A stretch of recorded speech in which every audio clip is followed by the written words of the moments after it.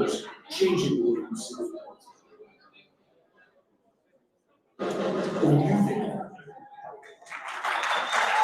Good evening, everyone. Welcome to the premiere of Scaling Across Borders. It's truly incredible to see this room full of so many familiar faces, friends, partners, founders, and new supporters who have all come together tonight for something very special. My name is Dendet Elizai, and I have the privilege of being both one of the creators of Scaling Across Borders and your moderator for this evening. Tonight, we're not just launching a documentary, we're celebrating an idea that a small country with a big heart can tell its story to the world on its own terms. And that's what Scaling Across Borders is all about, showing that Kosovo is full of people who build, create, and dream globally. I also want to acknowledge that we're live streaming tonight on YouTube, Instagram, Facebook, and other social media channels, reaching audiences outside of this room. A huge thank you to Zach Dowd, and Ethan Allen for managing our live stream and digital coverage, and for their constant support for Scaling Across Borders.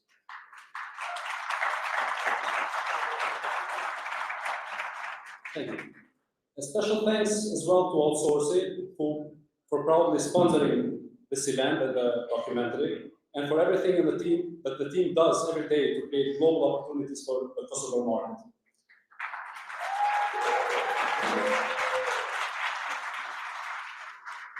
And of course, we're deeply honored to have many special guests and representatives with us tonight, from the government of Kosovo, the US Embassy, foreign embassies, chambers of commerce, and the Ministry of Industry, Entrepreneurship and Trade. Your presence means a great deal to us, and it reminds us that this story belongs to all of us, the entrepreneurs, creators, leaders who believe Kosovo's days are yet ahead, best days are yet ahead. So I'll tell you a bit of my own story before we go on with the next guest. So when I came back to Kosovo in 2017 after studying in the United States, I had one goal, to build something meaningful here at home. That's when I started Taktika, just me, my brother, and a couple of laptops at that time. We didn't have much, no funding, no connections, no roadmap, but we had something far more powerful, belief. Belief that from this small country, with nothing but talent and hard work, we could build something that reached the world. And we did. Over time, Taktika grew into one of the leading marketing and creative agencies in the country. We built campaigns for international clients, we trained young people. That resilience is our real superpower, that we can create something out of nothing. Today, across all of our companies, we have more than 100 incredible people actively working with us. And over the past 8 years, we have employed more than 300 talented individuals, each one of them part of Kosovo's story. A story of growth, of grit, of resilience, of possibility. Thank you. And then, about a year ago, everything accelerated. That's when I met Greg Moran, who's here with us tonight. Greg came to Kosovo for the first time only about a year ago. And I remember walking around Prishtina with him, showing him the energy, the hunger, the creativity you can feel in every corner of Prishtina. In that visit, we both saw the same thing, an untold story waiting to be shared with the world. From that moment, we decided to build Outsourcing. And within just a year, it became one of the fastest growing companies in the region. Outsourcing, just for the ones that don't know, connects the best of the best talent in Kosovo with some of the most promising companies in the world. Through it, engineers, designers, marketers, accountants, and many other professionals, some of Kosovo's brightest minds actually, now work directly with top US and European firms. These are world-class roles, high-paying, high-impact, senior professional positions that match international standards. But what makes me proudest is this. Everyone that we're hiring is doing it from Kosovo, staying with their families, contributing to our economy, and proving that you don't have to leave Kosovo to build a global career. That's not brain drain, that's brain gain. That's not just economic growth, that's investment gain. Every job created here, every collaboration built, every success story shared becomes part of Kosovo's global brand. And that's what Scaling Across Borders as well is also about. This documentary was born from a simple idea, to show that the best brand Kosovo can have is its people. The doers, the creators, the builders, many of which are here with us tonight. Kosovo doesn't need a standard marketing campaign. Our brand is built through action by the people who are actually doing things, who are putting Kosovo on the world map through their work and results. And I truly believe this. The future of Kosovo's diplomacy as well lies in the private sector. This is the diplomacy, the type of diplomacy I think we need more of. Not waiting for governments or institutions or anyone else, but doing what you can do yourself. The people, the companies and communities taking their own action, telling their own story, and showing the world who we really are. That's why Greg, myself, and the Scaling Across Borders team decided to do this. We didn't wait for permission, we just started with passion, with faith, and with resilience. We wanted to document this very moment right now, at a time when Kosovo is becoming part of the global startup ecosystem, when young people are returning home, investing, building, and believing again, many of which we have captured through Scaling Across Borders. And the people you'll see in this documentary, the guests you've had the privilege to feature, are some, or the living proof actually, of that spirit. I'll mention them one by one. Gentrildo Koyoni, Dale Pfeiffer, Albina Baridemaj, Gende Dushaj, Jeta Gjora, Mervin Sahani, Zach Dowd, Dion Berisha, Ethan Allen, Adelina Biklic, Aletin Berisha, Mervin Prishtina, Shkamp Porsche, and many, many others. Every one of them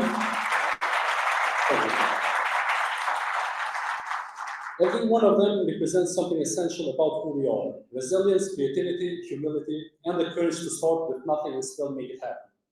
And of course, there are many other stories that we just couldn't fit in the first season. Each one just as powerful and inspiring. And to those, we thank them, every single one of them, for what they're doing every day to push Kosovo forward and put our country in the global map. That is what Kosovo is all about. That's who we are. And that's what we want the world to see through Scaling Across Borders. Finally, I want to take a second to thank my family, who have been my foundation through all of this. My parents, who taught me what hard work and integrity mean. My brother and co-founder, Lilind, who's been by my side through every high and every challenge, and the new co-founders that joined us, Greg Moran, Jim Trimarco, Damian Costa, and most importantly, my wife, Vesar. Thank you for your love, patience, and for always believing in me. So tonight, as you watch this documentary, this first episode, I want you to think about one thing. What happens when a generation decides to stop waiting and start doing something about it? Because that's what Kosovo is doing right now, and this is just the beginning. Thank you.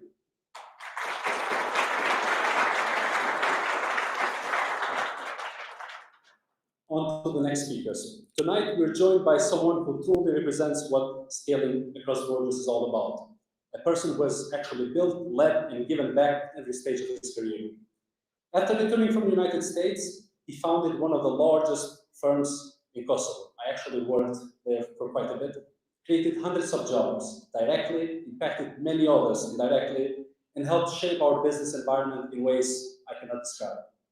Later, he made a decision that defines true leadership, that many of us are not there yet to do ourselves, to move from the private sector into the public service, bringing that same entrepreneurial mindset into government, which in my opinion is crucial. He's now the Chief of Staff to the Prime Minister of Kosovo, and he's also one of the voices featured in our documentary, sharing how public and private collaboration can together make Kosovo move forward. Please join me in welcoming Mr. Duan Balike.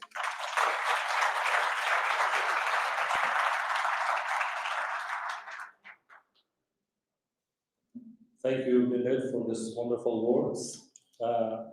I'm very proud of what Blindred and all of you in this room have achieved as a Kosovar, and having had my own business, coming myself from business, I know how hard it is to create a business, to keep business alive, to employ tens, sometimes hundreds of people. And I really appreciate the work that goes into it. So before I continue, especially for those of you who are a bit younger than myself and who were born especially after the Kosovo 1999 war, imagine this for a second. It's 1994, grim night, third week of September, sort of. Our schools back then were closed because it was an apartheid. Serbian regime closed the schools.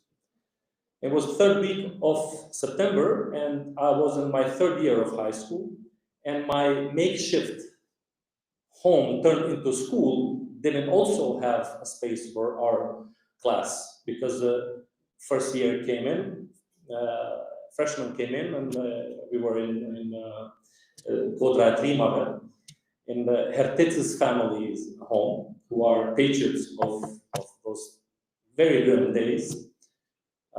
And even then, I didn't have a house to go into a school. So it was a very grim situation. Police were, all over, arrests. We didn't see hope. I lived in Ulpiana, and I went out one night, one late afternoon, in Ulpiana Park, and I overheard a couple speaking English. I got close to them. They were laughing. Someone was telling something, I guess jokes, I don't know. I approached them and I said, listen, you Americans come here, but nothing changes. We are stuck in this bad situation. I never knew that something like that would ultimately change my life. They asked me to go next day and get interviewed or have a discussion with them. Next day I go, and they asked me one of the first questions is, what do you want to be when you grow up? I said, a doctor, just like every parent has instilled in us, become a doctor. I said, how are you going to become a doctor when schools are closed? You have no laboratories. I said, just like everyone else. Right there, they turn to one another, they speak to each other. The lady, Alice Mead, turns to me and says, would you like to come and study in US? Live with us and study in US? So, hell yeah. And a few weeks later, I was in US, in Cumberland, Maine. Anyways, fast forward, returned to Kosova, opened my then business, Management Development Associates, also with a couple of laptops. And soon after, we were quite developing, offering management consulting, business plans, trainings, very enthusiastic. One thing I love about our nation, something that actually differentiates us from others, always Balkan countries say we are the best. That's why the wars happened here. So, but I think one thing that differentiates us from many other nations is the entrepreneurial spirit. I love the entrepreneurship spirit. This is what our private sector has, and I was witness to our private sector growing rapidly year by year. In 2004, I was lucky enough with 17 other, perhaps, I don't know if one of you could be here, but about 18 of us created AmCham back then in 2004. So I was always interested. Private sector development ran through my veins, as saying goes. And I was at the right place at the right time. Again, that entrepreneurship spirit, vigor, enthusiasm to be the best. And I think this is the main responsibility that all of us have today, whether we are in the private or public sector. Try to convey and cultivate the value of wanting to be the best. Many nations, especially around us, have gone through many different systems, socialism, communism, socialism, somewhat of a democracy, but people are always a bit shy. This is a bit in our culture as well. We should not be shy in wanting to be the best. Only when we want to be the best in whatever we do, then we can plan to be the best, and then we can implement to be the best. So I think this is one of the major responsibilities that every one of us here, because I'm in a room with very successful people and some younger aspiring entrepreneurs and doctors, engineers of all professions. I think we need to be wanting to be the best. This is what, to a large extent, also differentiates us. I was fortunate enough then to have a relatively successful business, but in the meantime, as we all are interested in politics in Kosovo, much more than in US, let's say. A moment came, a chance came, and I joined the government. I love the fact that I'm able to contribute directly to building systems. We can all have ideas, we can all have enthusiasm, but without systems, without standardization, without scaling, it's difficult to achieve the sustainable results we want to achieve. So one mantra that has always guided me from early years of my career is values, systems, results. I really believe in this mantra, this trinom. Values, I believe we hold great values as people, and I think this is what brought us together with Greg and other US partners, with Blended, and many other partners with whom we work in our daily lives. We have some very good values that were instilled to us by our parents and by their parents onto them. And that is to respect your guests and to do good things onto others. And this reflects them in your daily life.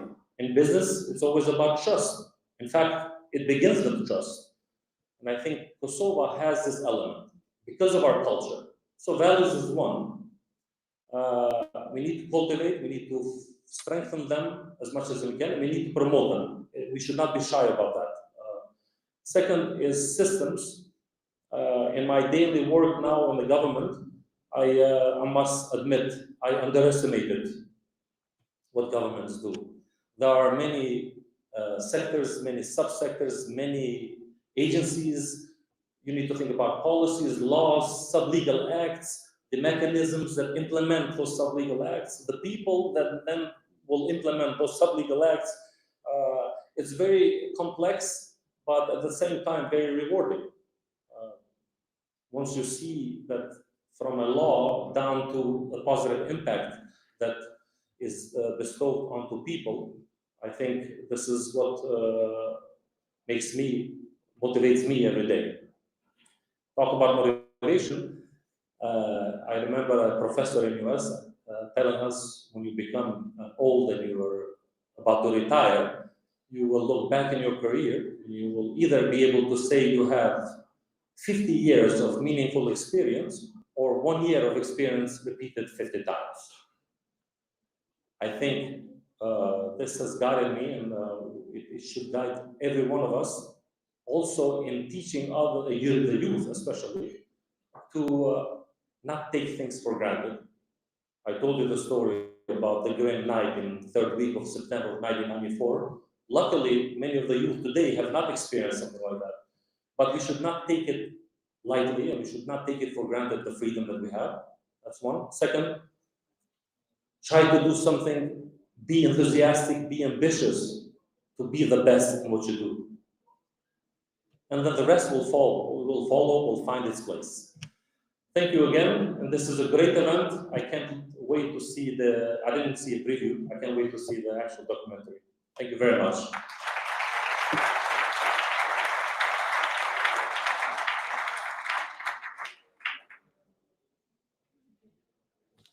Thank you, Mr. Dalibi. Our next speaker has one of my favorite stories in this whole journey. Zach is a young Australian mate who stumbled upon Kosovo by accident during a trip, I think, through Europe, right? And decided to stay. He fell in love with the people, the energy, and the spirit of this country, and he's been telling Kosovo's story to the world ever since. And very good at that. Greg and I first met Zach completely by chance while hiking in the Rugova Mountains. We were going up, this guy was going down, and I told him, Greg, about him. And from that day, we knew we had to find a way to collaborate with Zach. He has become one of the most passionate voices promoting Kosovo, its talent, its nature, its entrepreneurs, and its potential.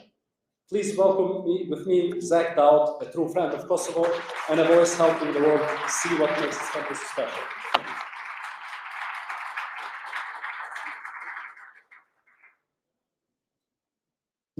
G'day everyone. Thank you for the warm introduction there, Blended. It's a pleasure being able to speak to you all tonight. Thank you all for coming this evening. So, as you guys may have seen, I'm from Australia. My name's Zach, and yeah, I've been living here in Kosovo for the last year. and quite literally been one of the craziest, most life-changing years of my life, and it has truly been special. Now, I'd just like to give a big thank you to Greg, Blendrid, the team at Outsourcing for what they've been doing. Like, this is truly incredible what they're putting together with scaling across borders and the mission of rewriting the narrative around Kosovo, because that's what I saw when I first got here. I had no idea what to expect, and what everyone had been telling me was just completely wrong.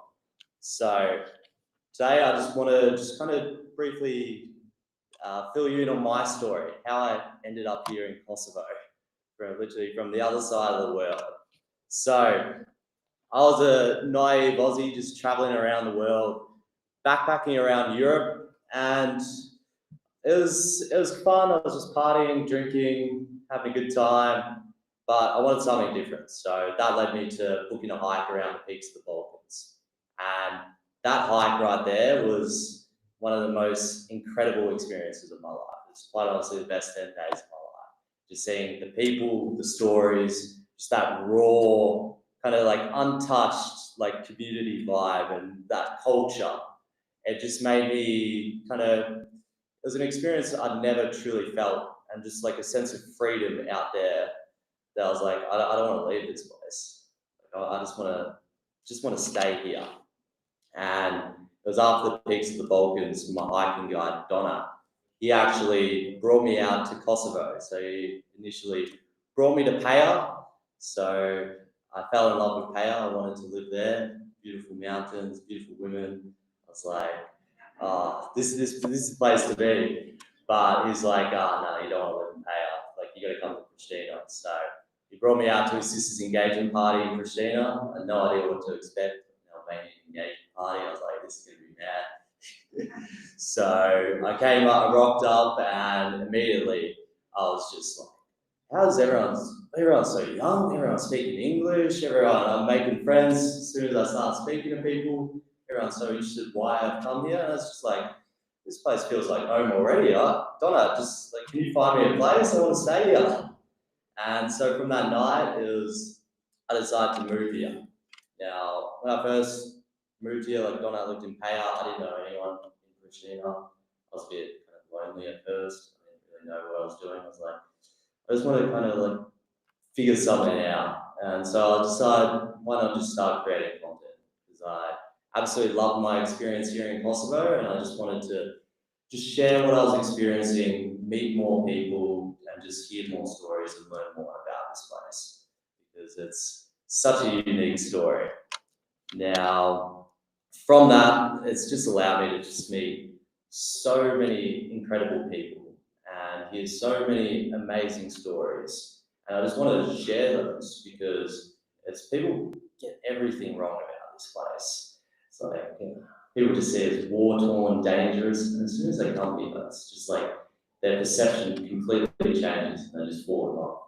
Like the amount of foreigners I've talked to that just absolutely love this place and just don't want to leave, and it's sad when they have to go.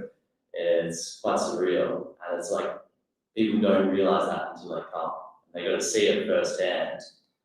But through meeting so many people, it's kind of shown me like the real potential behind Kosovo and the young generation here, being the youngest population in Europe, and the amount of dreamers, the founders, the entrepreneurs, and all their stories, the developers. It just, I never came across people like this ever before in my life. And I was like, wow, this place is special. There's more to this. Like, I can see myself building more of a future out here. And so that led me to meeting Dion. So I met him outside Newborn Brew, and we were speaking about the idea of connecting Australia, Kosovo, and how that was going to be.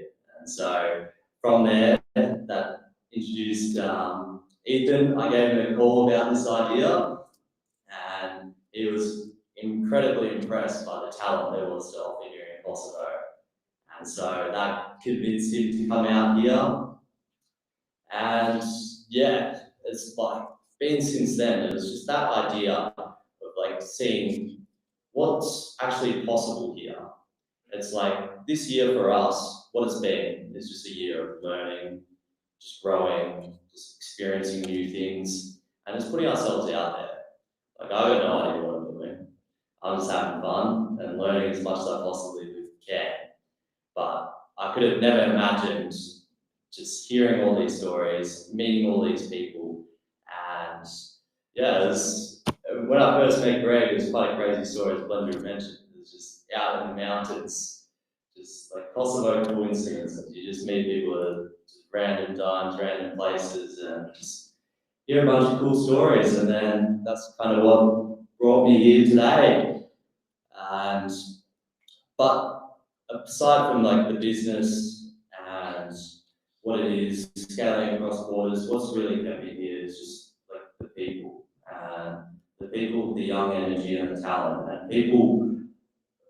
It's like the story of Kosovo is so unique for me as an Australian, growing up in like a comfortable society, just hearing stories of just sacrifice, hardship, and people coming together, uniting just for a better future. It's something that was foreign to me, and just hearing stories of people who actually lived through this, it just kind of touched my heart, and it's like, wow, like people don't kind of recognize this, and I just wanted to kind of share that. So I generally have heard of hearing these stories, and it's just like, it's powerful putting these stories out there. So, but for the future, like I'm so excited for the future of this country. Over the next 5 to 10 years, I'll be spending a lot more time out and about here. I always tell people what I see Kosovo as is kind of like a beta version of the game. It's like the possibilities are endless here. Like another one I use is like Bitcoin in 2011. But I'd just like to give a massive thank you to Greg for putting this all together tonight. It's truly incredible just seeing the trailer and seeing the first few minutes. Like, this is really going to change how people see this country, and I can't wait to see the impact it has.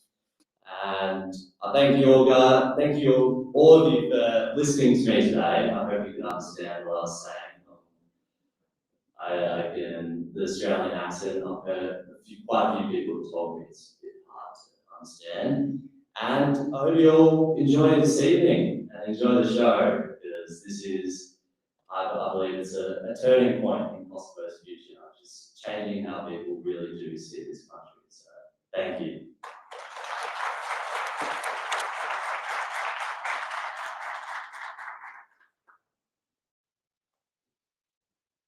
Thank you, Zach. That was, as you guys say, wicked. Now it's my honor to introduce someone who has been not only a true partner and mentor, but also one of the key visionaries behind all of this. Greg Moran is a serial entrepreneur with multiple successful exits, a venture investor, author of the book The Adaptive Innovator, and the co-founder and investor at Outsourcing. He's someone who understands what it takes to build across markets, to innovate across borders, and to lead with purpose and heart.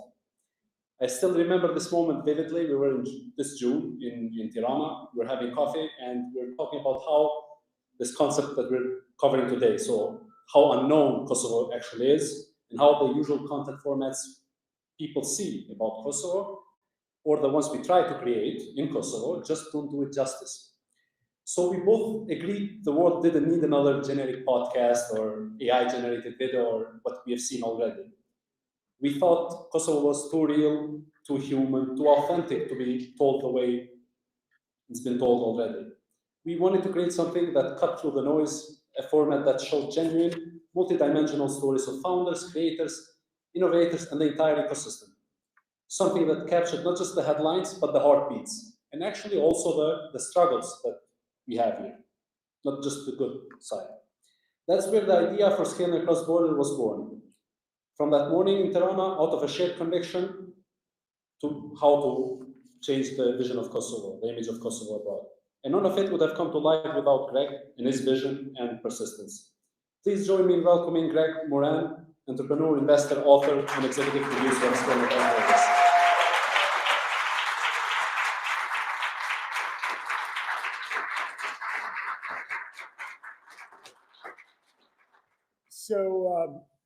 First off, everybody looks so beautiful tonight. So leave it to the American guy to show up in jeans and cowboy boots to a premiere. So incredibly thrilled to see everybody tonight. This is such a remarkable experience. This whole thing has been. I got to start out with just and I'm going to get through this really quick because I want to get to the premiere as fast as you do, because I just saw it for the first time like maybe an hour ago. So I'm looking forward to seeing it again. But I got to start out with kind of a really embarrassing story. The first time I came to Kosovo, I was planning a trip. I had met Blender. We were working together on a couple projects, and he said, "You should come to Kosovo. You should check it out." And I said, "Sure, I'll do that." Didn't know much about it. Had never been here or anything like that. And I said to my business partner, who you're actually going to see here tonight, "Hey," I said, "You've been to Kosovo, right? You're going to see Damian Costa, one of the people that we're going to feature tonight, who's a former U.S. Navy SEAL who served here during the war." And he said, "Yeah, I've been to Kosovo." And I said, "All right, you want to go back?" And he said, "Last time I was here, people were shooting at me, but okay, yeah, let's." He said, "It's been, almost 30 years, so let's go." And I said, "Great." I said, "When we go," I said, "What would really be funny?" I said, "Let's stop by Norway." And he kind of looked at me and said, "Why would we go to Norway on the way to Kosovo?" And I said, "Because that's where it is, right? It's in like Scandinavia." He said, "No, it's nowhere near Scandinavia, right?" He said, "Norway's nowhere near Kosovo, right?" But that's how unfamiliar that I actually was. And I think in many ways, that's like very telling of the way that I think that story of Kosovo, but is not known. And that's what we wanted to do with Scaling Across Borders. That story of resilience, that story of grit, that story of just what this country has become is so powerful once you learn it. And we had the privilege of being here and meeting so many people and learning that story. And that's what we wanted to do with this, because it's a story that deserves to be told. It's a story that has to be told. Because in order to put Kosovo on the map where it should be, that people have to know. And that's why we started building this project together. When I think about, Blender mentioned, I've had some startups before, and some of them I've been fortunate enough to have work out well. And in doing that, there's a few things I think that characterize any startup, right? And that's kind of what Scaling Across Borders was. You need to build something different. And Blender talked about that a little bit. We wanted to try to tell this story because it needed to be told, but we didn't want to tell it in the same way that everybody else was talking. There's a lot of podcasts, there's a lot of things like that, but we wanted to do it in a way that it needed to be told, which is the direct kind of human connection. So we wanted to tell a different story.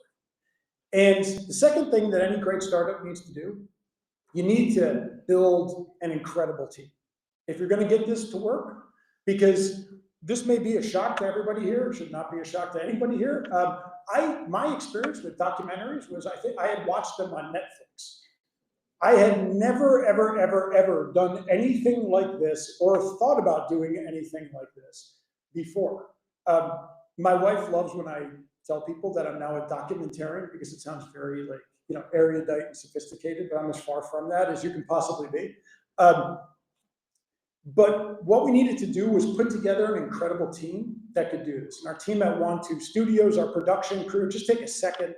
And the team, there's a few people here tonight that were part of this production. The team at Want2, the crew that did this, just raise your hands or stand up for a second if you could.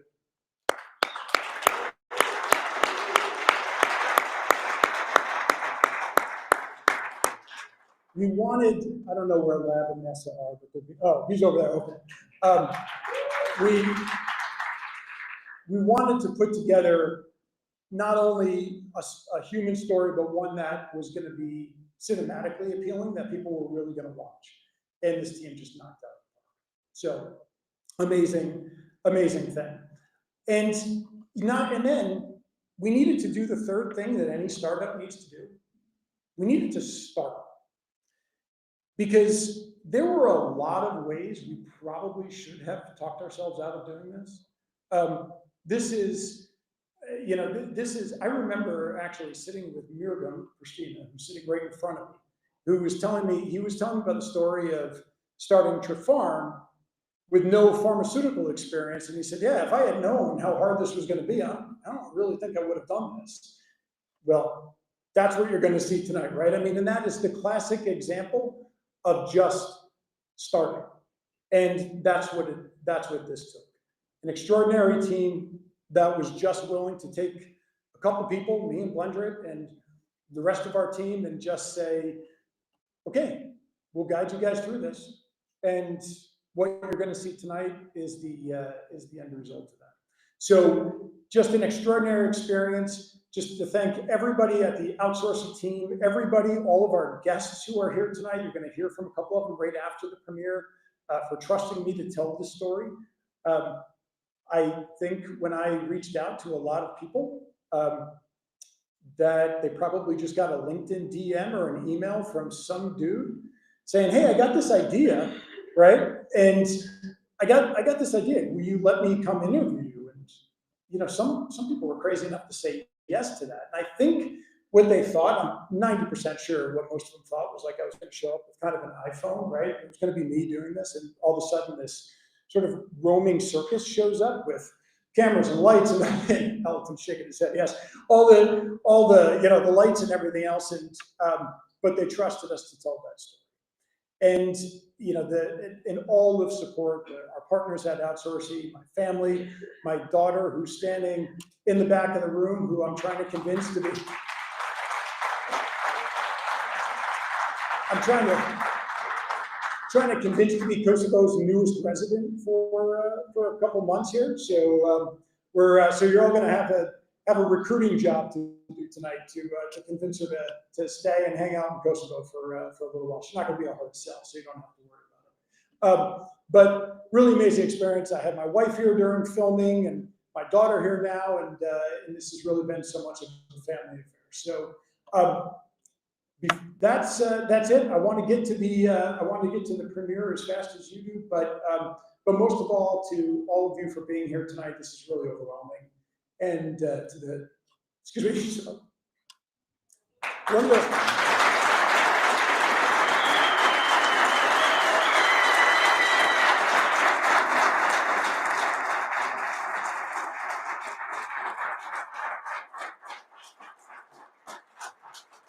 So two things happen. This is the youngest country, I think, in Europe or the world. Right? Two things happen when you get old for all of you who are young here. You can't go anywhere without these, and you cry all the time.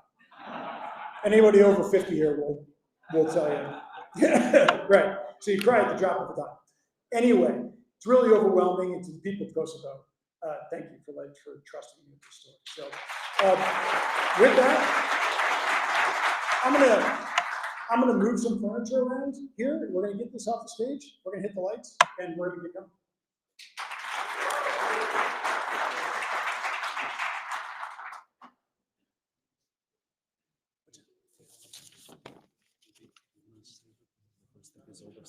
Oh, yeah, sorry, I forgot to mention.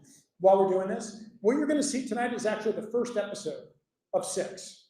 Okay, so each week from now, for the next 6 weeks, we'll be dropping a new episode. So tonight, we're gonna premiere episode 1, and then each week we'll have new episodes. So if you were in the show and you don't see yourself tonight, it's just because you're not in episode 1. So tonight, what we're gonna actually talk about is we're gonna cover a lot of the history, kind of the backstory of Kosovo, and then we'll get into the future episodes. But so whatever you don't see tonight, go back, subscribe to the YouTube channel, and get notified every time. Okay, now I'm good.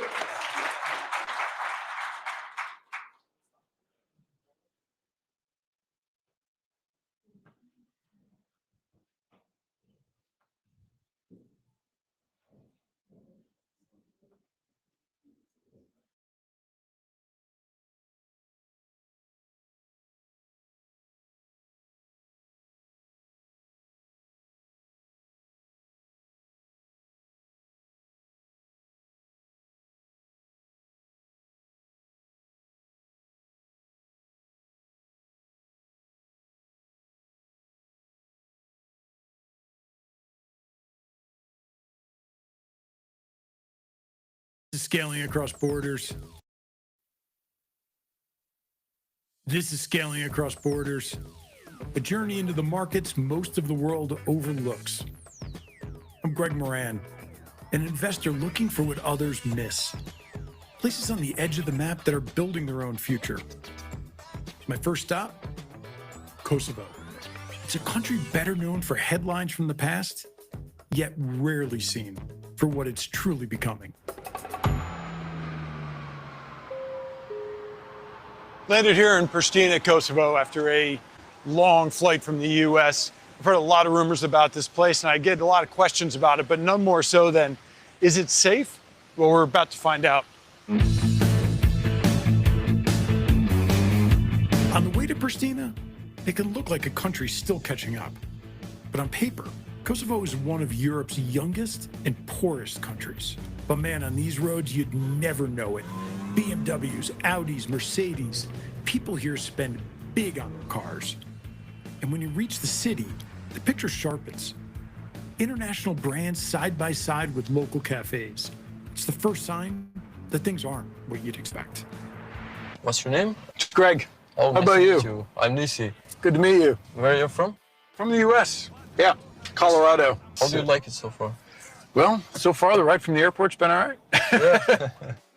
Where should I go in town while I'm here? I guess you should try the Old English pub. So, we went to the Old English pub. With me was my old friend, Damien Costa. Damien isn't just someone to share a drink with. He's a former U.S. Navy SEAL who first came to Kosovo in uniform during NATO's intervention. Years later, he returned not with a rifle, but with a briefcase to invest. But we'll get back to that. To really understand where Kosovo's going, you have to know where it's been. For most outsiders, the name still triggers one image: war. Kosovo's population is 90% Albanian. They say it's ethnic cleansing. Serbs insist they're fighting terrorists. Bombed out buildings on the evening news, refugee convoys, a country on fire.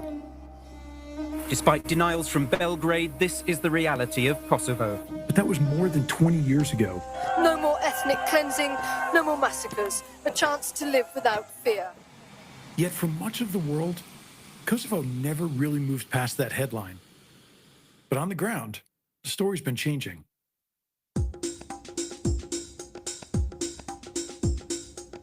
Kosovo is the youngest country in Europe, a place still writing its story. Tucked in the Balkans between Albania, Montenegro, Serbia, and North Macedonia, it declared independence in 2008. Half of the world recognizes it, half doesn't. That in-between status shapes everything here, from politics to opportunity. It's a small country, but one with a big energy. Nearly half the population is under 30. For them, the war's history, not memory. They're looking forward, building businesses, chasing education, and trying to prove that Kosovo is more than the headlines it inherited.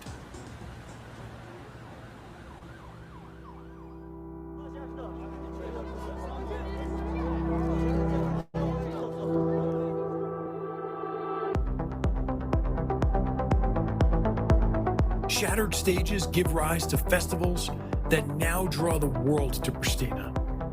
Kosovo's transformation isn't just economic, it's cultural. A global identity is emerging from its streets, its murals, and its festivals. What was once a blank spot on the map is now a canvas of ambition painted by a generation that insists on being seen. Okay, now back to Damien. To understand the Kosovo of today, you have to hear from those who were here from the very beginning. Damien Costa first came to Kosovo in uniform as part of the U.S. Navy SEAL Team 6 during the conflict. So we're sitting here in, I think, the only English pub in Kosovo. That's what I hear. That's a couple months old. Yeah. This is a different experience than your first trip to Kosovo. From a human perspective, Yeah. what was the feeling that of the population, people who lived here and then just come through that experience, right? Yeah, so imagine you're coming through that experience, right? And from their perspective, you're trying to walk down the street, and then a convoy of Humvees with mounted 50 cals on top roll through, and doing this we call presence patrols, just letting everybody know, hey, there's an occupation force, not going to tolerate any nonsense. And so it looks like a war zone. If you walk out and there's Jeeps driving around with guns on them, guys in camouflage, it can kind of make you feel like it, right? And from our perspective as well, we felt like, hey, around any corner, there could be, something bad, right? And you're on edge and you're on guard and you're holding the gun, and it's not a great interaction, right? Like, I mean, you don't want to show up anywhere with a bunch of guns in camouflage. Tell me we're here to help. Yeah, right. We'll be out of here in a minute. And then there's Jette Jara, one of Kosovo's most fearless journalists. I thought if I get the foreign media to go and see what's happening in Kosovo, the world might actually see all these human rights violations and do something about it. We have had Syria, Libya, Afghanistan, Ukraine, now Gaza. In neither of these wars has there been a successful military intervention which ended up with people building their own lives successfully afterwards. For nearly 2 decades, Jette has been a voice of accountability here, proving that in a young democracy, the media isn't just reporting the story, it's shaping the future. Having a young lady ask the politicians who, where, when, why was a cultural shock to our audience. She even created a new museum of resistance, preserving the history of how this country came to be. A lot of people tell me this is called in the West dark tourism. I would say not at all, because in your countries, when you make your museums, you call them history museums. Therefore, I don't think you should see the Eastern Europe and areas of underdeveloped world as showing our dark tourism. It's just our history, and it's not always dark. It's actually, as you said, it's a resilience museum, a story of a resilience, which we made it through a lot of help. In many ways, Jette embodies what Kosovo itself is fighting for: credibility, resistance, and truth. Dale Pfeiffer was here in the early 2000s, leading USAID's mission during Kosovo's fragile first years of transition. But it was a very emotional visit, because we had turned the corner and there was a crowd, and we talked to them, and these were people who had been hiding in their apartments for months, and they were free. I mean, it's the first time in my life I've tasted freedom. I mean, really, you see people just, letting it go. He saw a country rebuilding from the ground up, not just its roads and institutions, but its people.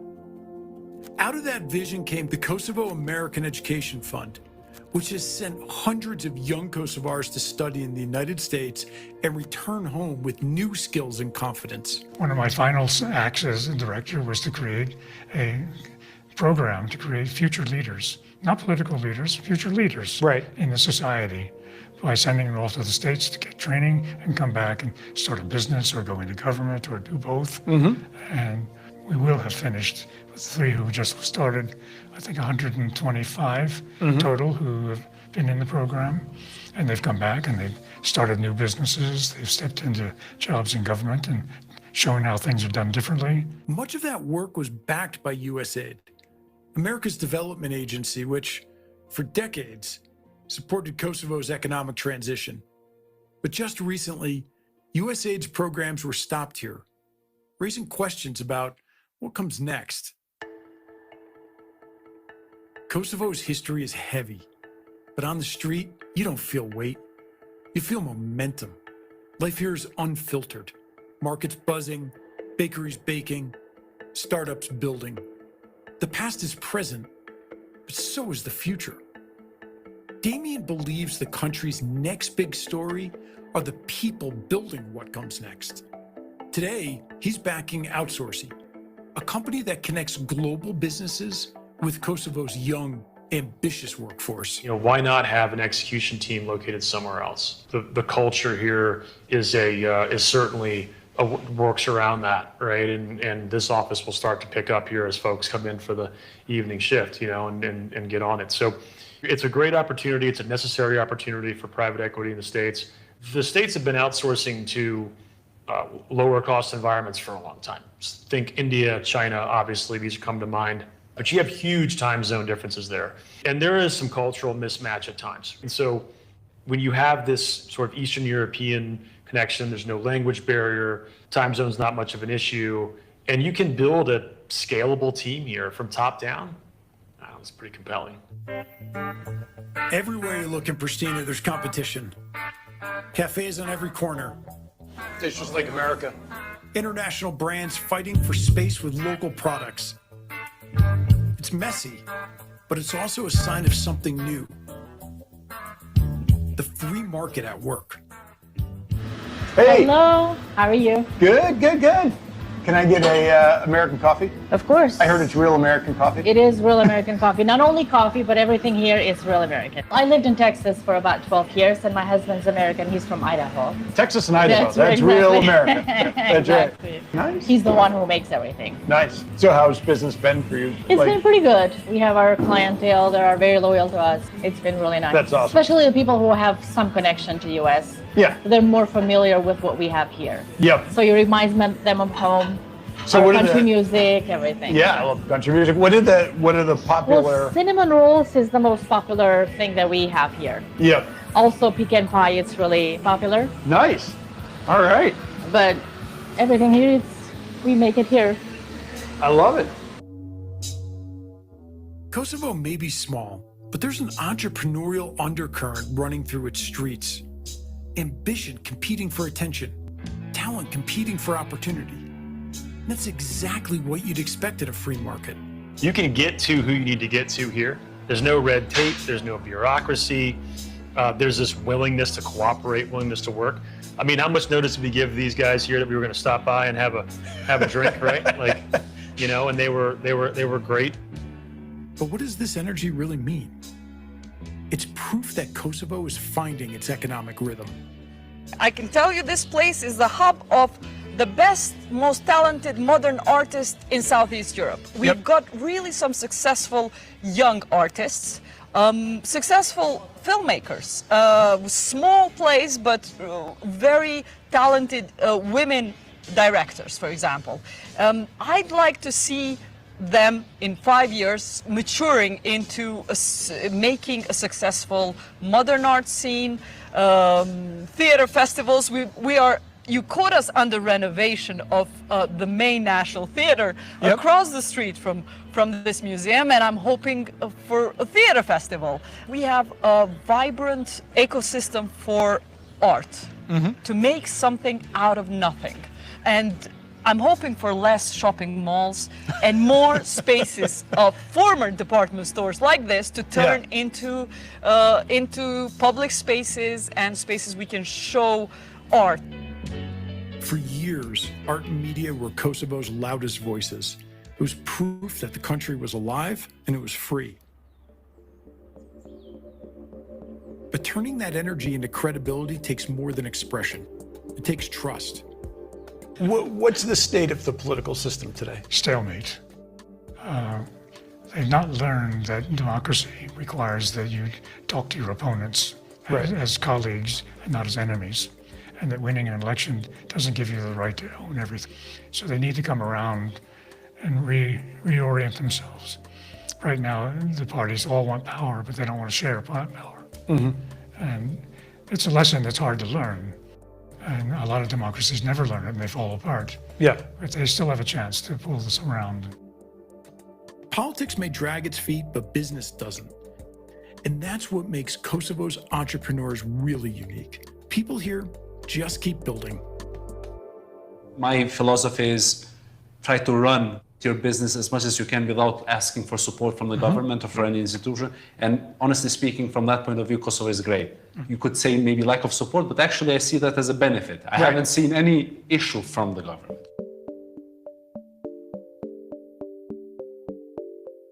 there's a bit of a branding problem here, right? When you get to Kosovo, what's the first thing people remember, right? It's the conflict, it's the war 25, 26 years ago. And that there's this perception that it's unsafe, right? Or it's dangerous, or, you know, there's corruption and all these other really ridiculous things. And it's just wildly unfounded, right? I suppose that exists because there just hasn't been any real conversation to change that narrative in 26 years.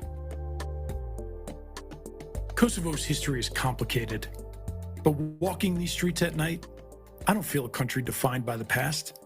I feel one living on the edge of something new. When I arrived in Kosovo, the biggest question that I kept hearing was, is it safe? And you think about it now, and it's almost ridiculous to even think about that question, because of course it's safe. It's an amazingly safe place, but not only that, it's vibrant and it's growing based on the youth of its population. Yeah, it came from a history of war. That war ended 25 years ago, and it's a wildly different place today. So yeah, it's safe, it's growing, it's a dynamic place, and it's certainly the place to be today. And it's not just my experience. According to Gallup's Global Law and Order report, Kosovo ranks among the safest countries in Europe, even ahead of places like Austria, Iceland. It's not the story most people expect to hear.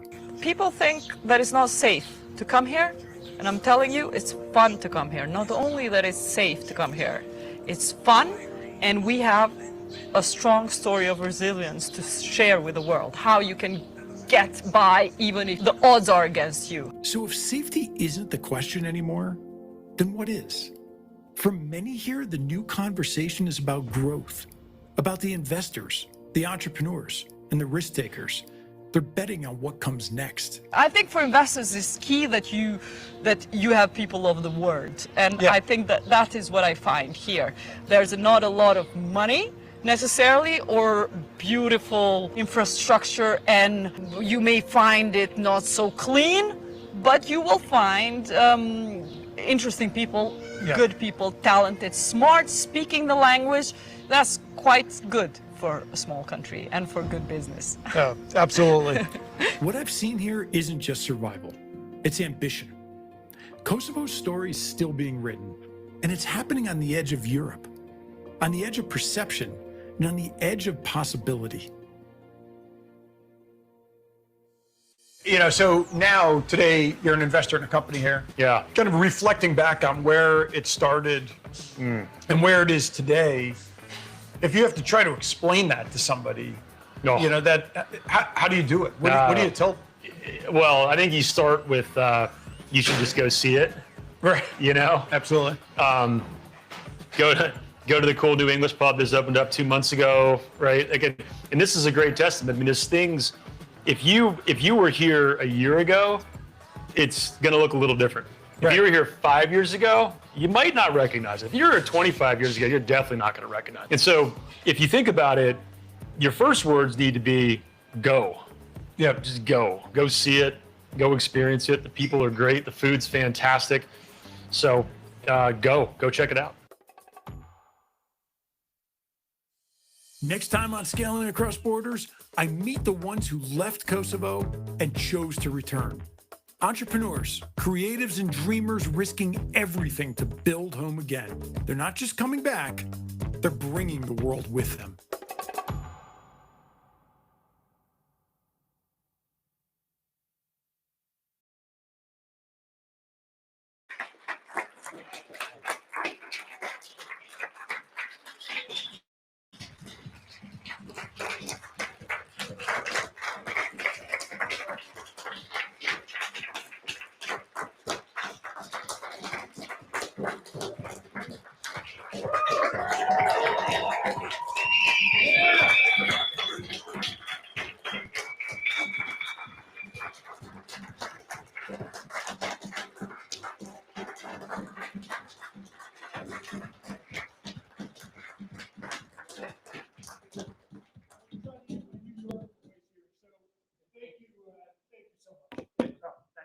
Thank you so much. We've got one more piece. Hopefully you feel that this brought justice to the story that we were trying to tell. There's a lot more to the story over the next 5 weeks, and so we should actually do this every Thursday, right? Like is that? Yeah. Well, we'll just come back here every Thursday. We'll do the same thing. Somebody will take the barbell. I don't know who, but keep tuning in. We'll keep showing the episodes over the next 5 weeks. Now I'm actually going to turn it back to Blender. We have one little part of it because I actually, you heard from me, you heard from Blender and Zach and Juan, but I actually want you to hear from a few of the guests that were in this that you didn't actually see, but that you're going to see over the next couple of weeks. Thanks a lot, Greg. Thanks everyone for watching and for the applause. So the next part is a bit more relaxed. It's the final part of the event. Before we continue, let's take maybe one final round of applause for everyone who made this documentary possible. Thanks a lot for your efforts. One to studios, Takita, all of our friends. Thanks. Now, to take you behind the scenes, we're joined by some of the other people that we haven't seen today. Incredible people who will appear in future episodes of Scaling Across Borders. Each of them represents a different side of the story: education, entrepreneurship, innovation, and creativity. Before we invite them on stage, let's take a quick look at a few short clips. So I'll invite them one by one, and we'll see a short clip, and they can join me. Our first guest is Albina Valentine, faculty dean at RIT Kosovo, one of the country's leading academic institutions, where she's shaping the next generation of Kosovo students. Kosovo youth in general, not just our students, are very resilient. They are eager to learn what's happening in the global market. They are eager to innovate. They are eager to meet other people outside of borders of Kosovo. So I would say that's kind of our students too. That's a short clip from Albina. Thanks. Prishtina is our second guest. He's the founder and CEO of the largest pharmaceutical manufacturing company in Kosovo, a visionary who built an entire industry from the company. The biggest benefit of the country is the people that we have, the youth that we have, the dialogue that we have, and of course, geographically positioned of us. We are geographically positioned in that place that we can supply Europe very easy. A lot of advantages that we can consider building companies in Kosovo. Our third guest is Aidin Berisha, CEO of Universal College and founder of the Finnish School of Kosovo. Pioneer transforming education. I've been here for a few years now. I mean, every year you see how it's transformed. Exactly. So I think that gives me really hope. Second, the tenacity of the people and their, I think, love for the country. A lot of us could have lived and built, and we chose to do it here.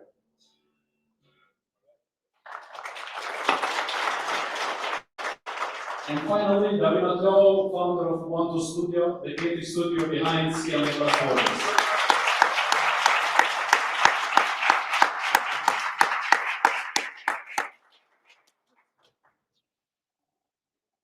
All right, so I'll start with a question for all of our panelists. Thanks for joining me. You've all been part of the show and shared your journeys with the team.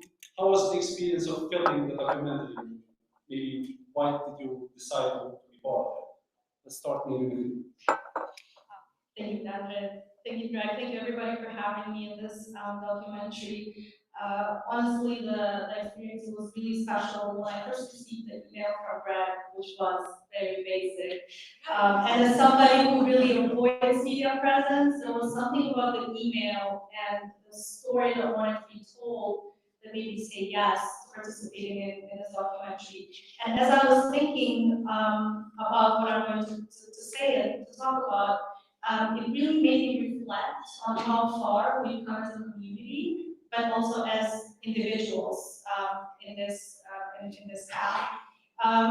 The reason why I decided to participate is I felt that it was time, and that this documentary would also give me an opportunity to tell a story above the headlines, stories that we hear, and to give me a chance to talk about our youth, what I see every day with the students, and through the institution that I represent.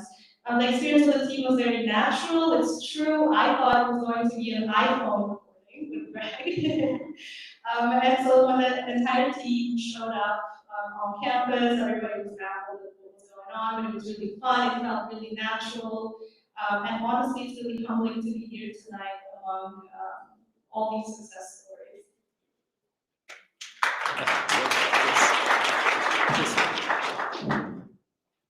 Same question. Yes, same question. So there was three things that I was thinking about taking part in this documentary. The first one that I saw that Greg is an entrepreneur and he has no background in creating stories, same like me in pharmaceuticals. So and then because if you have gone through this story of creating something from the scratch, you absolutely can present something better. The second one was that Greg was not local, because if you're locals, then you are not real, because you are more indicated from everyday life. You are not telling the real story from inside. And third one is that I saw that Greg loves Kosovo. So that's yeah. Thank you. Well, thank you. Well, first of all, I'm shocked that you're still here after this wonderful documentary. It usually happens that people leave after such a beautiful, incredible documentary. Thanks, Greg. Thanks, thanks everybody for this wonderful. I think this is the best documentary I've seen about Kosovo. And since it's short, I think you can add some 10, 15 more minutes with a lot of different business stories as well. That will make it the wonderful. I mean, we could use it in promoting Kosovo everywhere we go, business or non-business. Comparing to, I actually do a lot of media appearances. Some people know that. So, yeah, I actually, when I saw Greg's email, it was pretty common for me, but then the call we had was extraordinary when I understood what he's really trying to achieve. And I mean, if we could do a little part in promoting Kosova globally, why not? That was I think. And thank you for choosing. Well, I want to start first by thanking Greg for giving this opportunity and giving me the chance to help him tell this story. And also, I want to take the opportunity to thank the team, Martin Lemotu, Nessa, Agam, Ad, Wear, and Bibi, which they've been working very hard to bring this to life.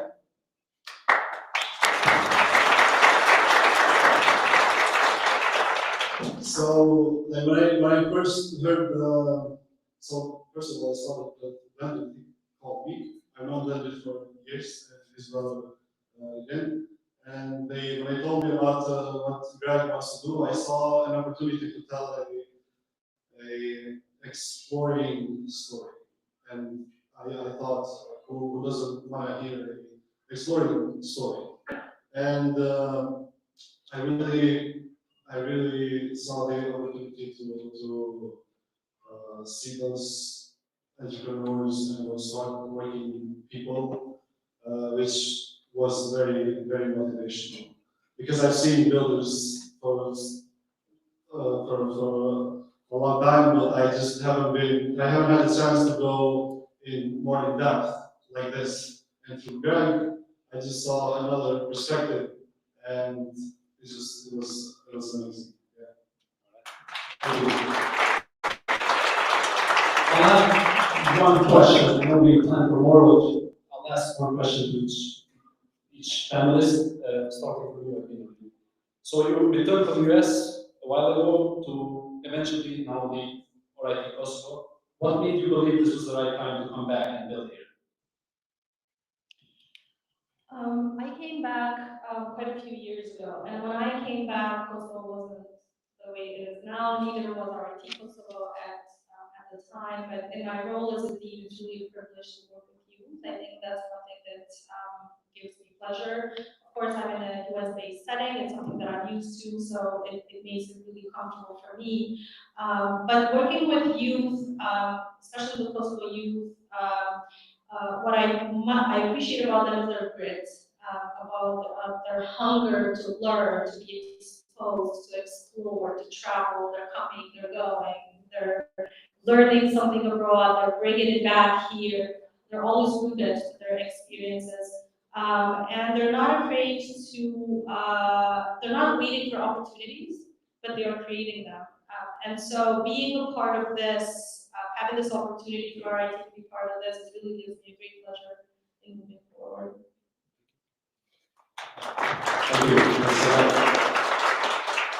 Thank you. Again, when you founded Preform, there was literally no local pharmaceutical manufacturing industry. What came with the concept? Where did you find all that confidence to take on something that big? And now it's, of course, a national success story. Can you give us some advice to other entrepreneurs in this room that want to take this type of path? So in that time, 2007, 2008, I did an MBA. So after an MBA, you have overconfidence. So then you need to have some relaxation. So I did that mistake. So I jumped in the industry.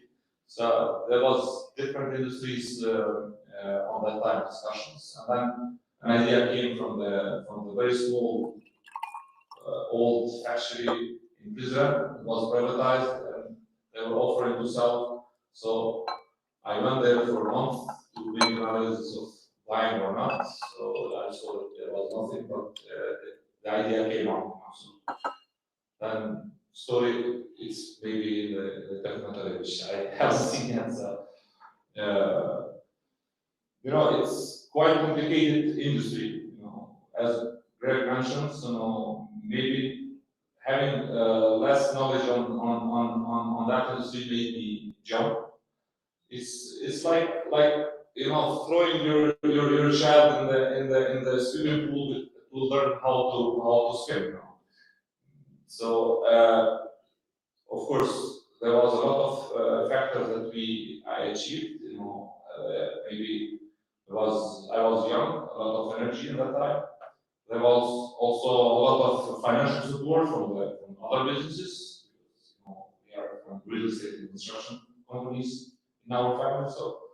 So then the biggest problem was expertise, and then especially some industries, most of the industries or most of the businesses are dependent on people in human resources.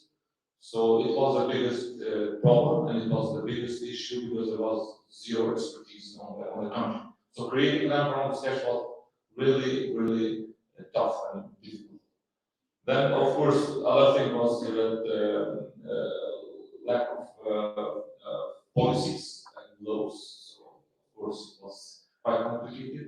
Also, but again, we created this. We contributed to the country to make some new laws about standardization. So, creating a business, especially in industry where the product is labeled and where the product needs to be on the racks, is absolutely very difficult because you are competing with multinational companies, which has a lot of expertise and a lot of history. And most of the pharmaceuticals company, if you just think about our region, most of them are they've been established during the actual time from 100 years old, starting from Slovenia up to Croatia, up to Macedonia. So there is very small number of companies, not even in axial side, but also in Europe that are manufacturing. It's very difficult business, but again, if there is a will, and if you are not, if you are focused 100% and you want to achieve something, so you achieve. So I think that maybe it's sounds like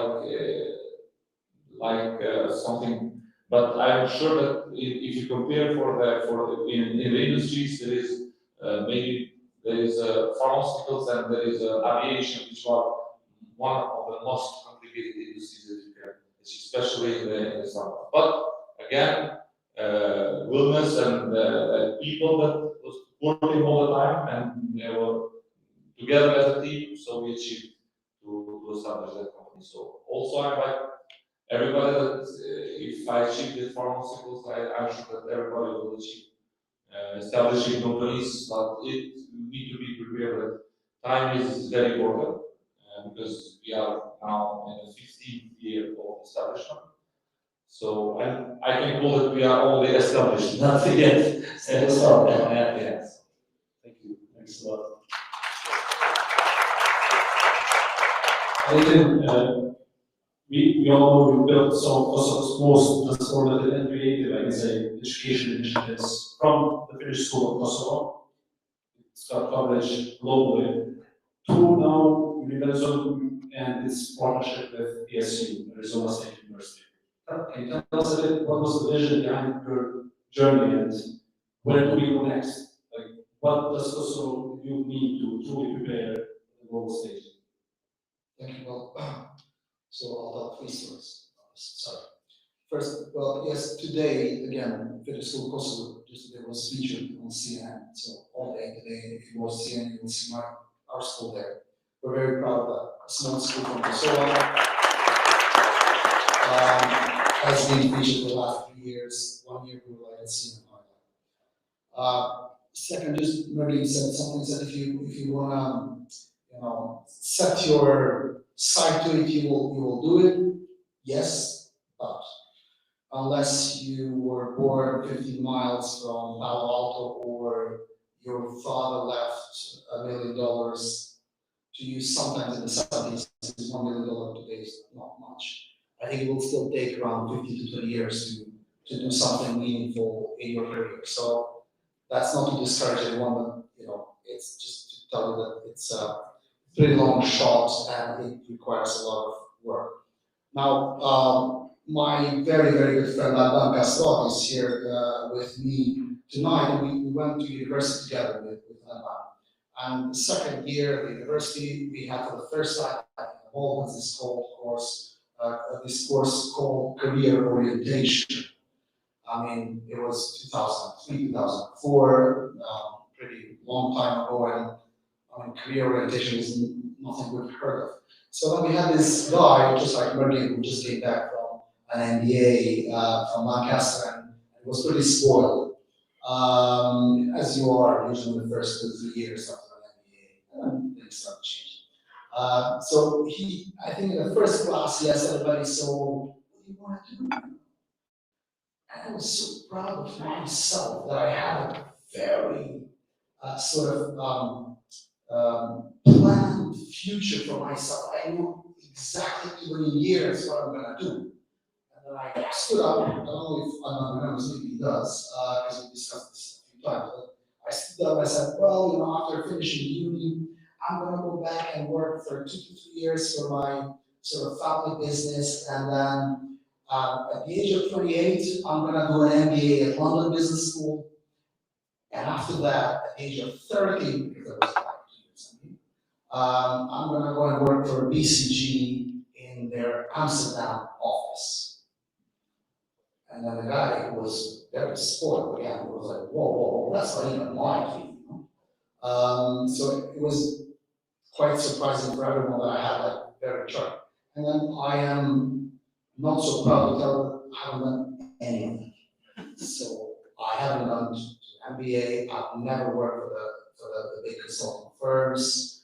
I ended up in education actually accidentally because my father established Kosovo's first private school, College Agajita, back in 2001. And so I started helping him a little bit with stuff, especially with international partnerships. And then it sort of grew on me and the whole family. And so in 2005, still college student, ended up in a way co-founding still first private university at that time. So to be honest, I had no vision about it. I never thought I would be in education, but since 2005, still college student and establishing a college yourself, I haven't done anything else in my life. So I've been in education now for 20 years. I turned 40 this year, so half my life has been in education and edtech.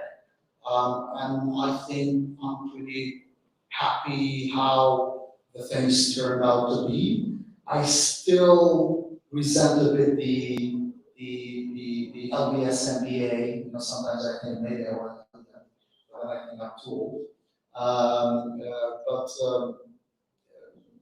It basically, as in a lot of cases, it wasn't sort of a long-term plan vision, but I think more of an accident. I would say a very happy accident.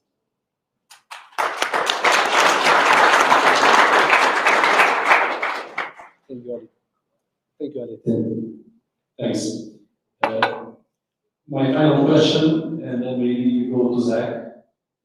Ferdinand, you spent months traveling across Kosovo with Skin Across Borders, and you've seen it all. What moment or story from behind the camera impacted you the most? I would say, so I have a little story for this. I had a chance to film Sham in 2018, I think, or 2017. I'm pretty sure he doesn't remember me. And also, Melvin Sawani from 2018. They're from Java in 2018 also. There were some interviews we did for USA. And I remember he was working from like a garage type. It was small. Also, Melvin was like very. He was working. He had a small office near the workplace where I was working. And then when we went this time to interview them,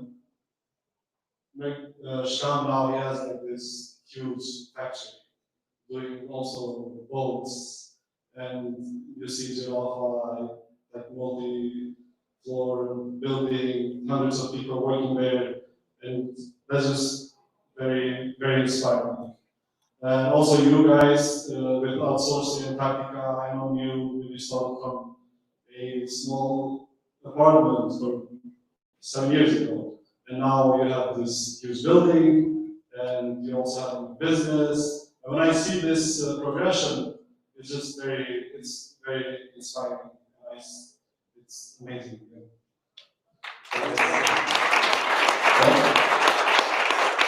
Well, we also have Zach, who's been collecting questions from the audience online. Yes. So maybe I should give you the microphone. Yeah. Maybe if you have one for all, or a couple, one for each team member. So what can someone from the diaspora, what can they do to like help from outside? What do you recommend or see how the diaspora can help whilst being outside of Kosovo and still wanting to contribute to initiatives here? So the ones that haven't heard the question, what can the diaspora do from someone from the diaspora, I think, to affect, to improve, to influence Kosovo's growth? Whoever wants to take it. Whoever wants to answer. Not vote, please. I can aim at it. The way we utilize diaspora is to fundraising for education. It's not always easy because fundraising for private education doesn't come as naturally. There's a lot of questions that our diaspora has helped a lot financially, but also through expertise, like board members and sort of planning that. All right. Thanks. Any other question, or do you want to answer as well? I would say just come and spend some time here, see what's missing, and add some value. Open more businesses in Kosovo. Yeah. Zach, maybe one final question. How can deep tech startups get help and investment in Kosovo? Tech startups. Get investment. How can tech startups get investments in Kosovo? Maybe other business people. Yes. Was it tech or deep tech? Tech. Okay. Because the deep tech is tricky. I don't think you can't investments in Kosovo for deep tech. But back in 2014, together with a few friends, we've established Kosovo Business Agents Network. We were, I think, active for around 3 years, and we, I think, we failed incredibly well with that. So it was very, very hard to really bring people on board and invest in startups. I guess it was still, sort of the beginning of the road of establishing or creating an ecosystem, startup ecosystem. But now I think it's much easier. First, I think door to knock is you have individual angel investors who have invested in quite a few startups. I invest in tech startups. We've had one of the, I think, unfortunately, and I'm saying this honestly, it's unfortunately still the biggest Kosovo tech exit 2 years ago with Crossflag. We sold it to Inspira, one of the biggest tech companies in the world, backed by a London-based private equity firm. But then you have Keiretsu Forum, who does a lot of work supporting entrepreneurs, especially early stage entrepreneurs that have quite a few investments. And then they can connect you with other investments. They have a very, I think, large regional as well as global network. And then recently we've had Plug and Play. It's in Tirana. But a lot of startups from Kosova, including one that I've invested together with my partner, Leo Belgrade, Kids Day and Bar, and they are now in Silicon Valley for the next 6 or 7 weeks in close to Palo Alto. And they, Bar, 2 days ago, just got a check from, we won't, like, it's not on my list to reveal it.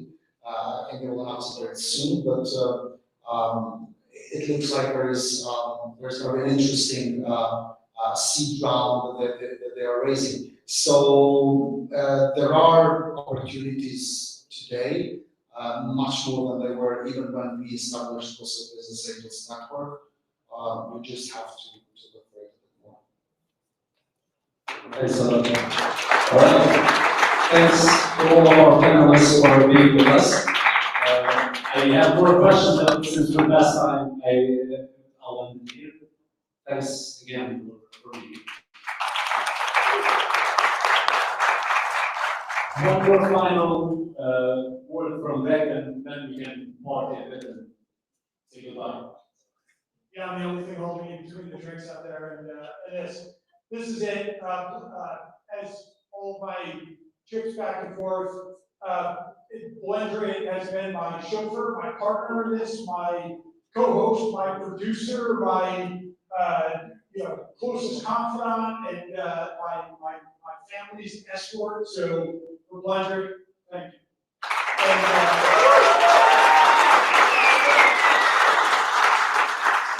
And just one final comment for Lab and Nessa and the team I want to unbelievable. So, Blender keeps telling me when you come here, I really should learn some Albanian. And I know the word po. Here's the problem, I didn't know if I made yes or no. So, and I'm still not positive, but I figure I got a 50-50 chance. So I've been rehearsing follow-up and Derek.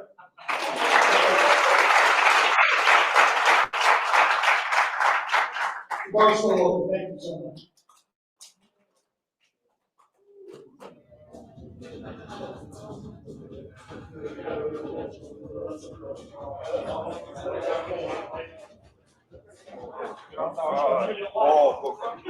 Специально.